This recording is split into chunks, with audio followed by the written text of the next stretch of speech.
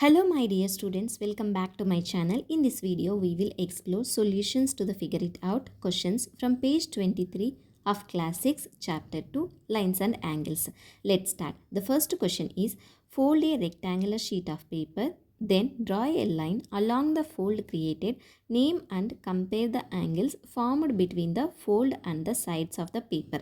Make different angles by folding a rectangular sheet of paper and compare the angles which is largest and smallest angle you made. Read the question carefully and understand it what they given, what we have to find it. So in the question they given that they asks us to fold a rectangular sheet of paper, create different angles by folding it and compare these angles to determine the largest and smallest angles, and they given figure.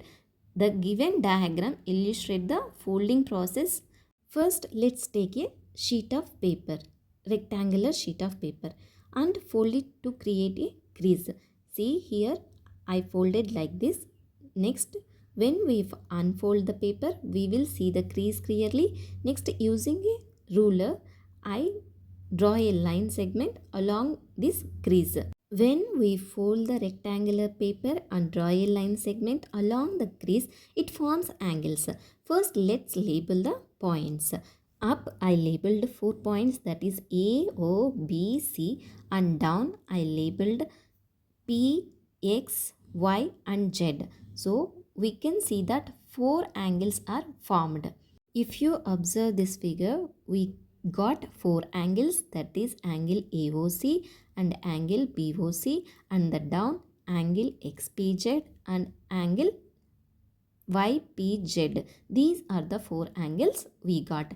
Now we will compare the angles, which one is the smallest and which one is largest. When we are comparing two angles, we have to check which angle is having more amount of rotation. Here angle AOC is greater than angle BOC. So angle AOC is the smallest angle and angle BOC is the largest angle. The second question is, in each case determine which angle is greater and why.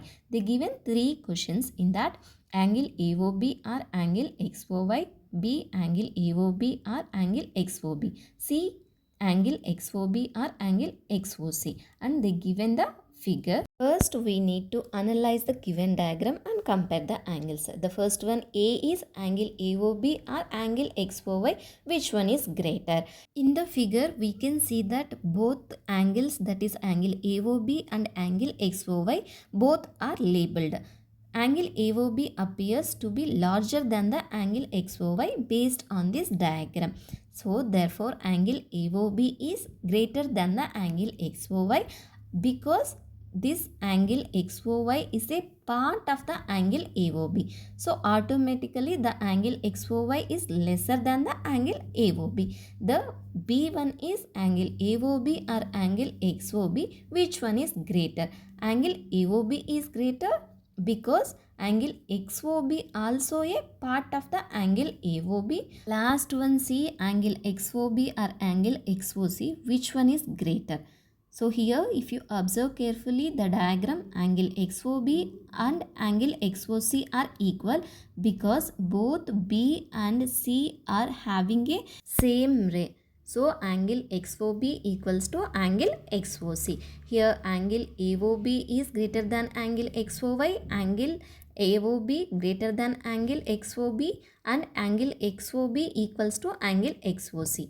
The last question, third question, which angle is greater? Angle XOY or angle AOB? Give reasons.